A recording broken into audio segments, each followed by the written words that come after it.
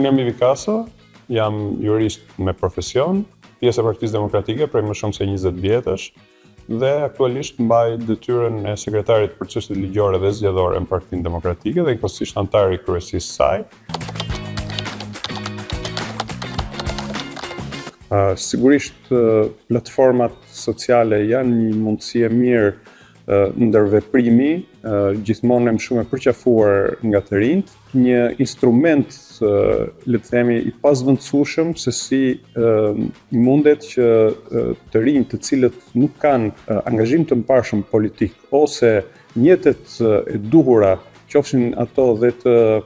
përkatësisë politike, pra duke filluar politikën nga strukturat bazë, është një mënyrë e mirë se si mund të evidentohen dhe mund të jenë aktiv në jetën politike. Kjo nuk i përjashton këta të rinj dhe veçanërisht gratë, cilat janë në kategori më vulnerabël, që të shpeshherë të ndihen dhe të dhunuar dhe të sulmuar në rrjetet sociale për shkak të aksesit pa kufizuar që kanë në këto rrjete, çfarëdo lloj kategorie.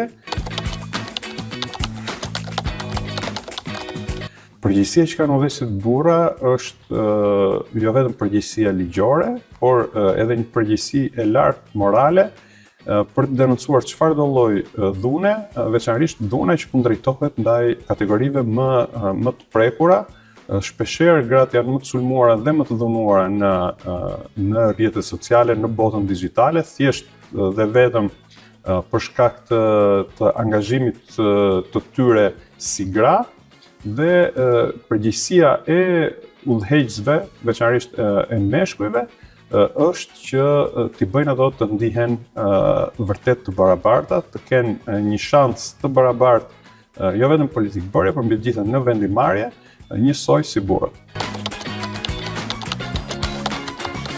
Përgjithsisht, tendenca e një shoqërie maskiliste është që dhe përfaqësuesin politik ose të zgjedhurin vendor ta kenë rreth, le të themi, të ngjashmin e tyre, të profilizojnë në një farë mënyre në pjesën e dëshirës të ngjashmin e tyre dhe pastaj lehtësia e komunikimit ndërmjet të njëjtit seks, pra e pjesës më të madhe të elektoratit që voton, që sipas statistikave janë meshkujt, pavarësisht se një përqindje më e ulët, tendenca është që të ngjashmin e vet ta zgjedhin mashkull ose të kërkojnë që të jetë mashkull. Atëherë, roli që duhet dhe mund të lozin burrat është një rol i madh, i cili fillon, por nuk mbaron vetëm me bërjen ose me jetëzimin e atij lloji respekti dhe të asaj lloji kulture komunikimi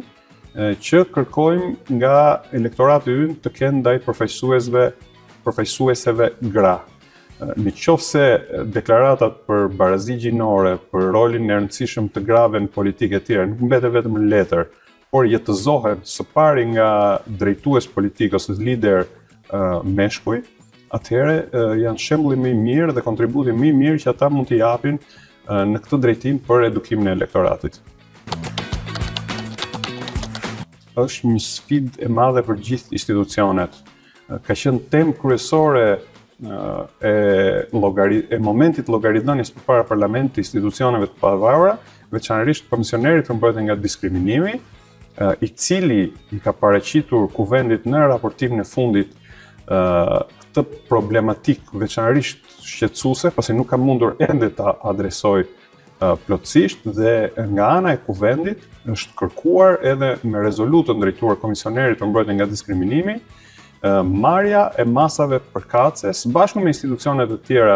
shtetërore me të cilët duhet bashkëveprojë ky komisioner për të krijuar mekanizma mbrojtës ndaj këtij lloji diskriminimi dhe besoj që në këtë drejtim përkushtimi i kuvendit të Shqipërisë, pavarësisht ndasive politike që mund të jenë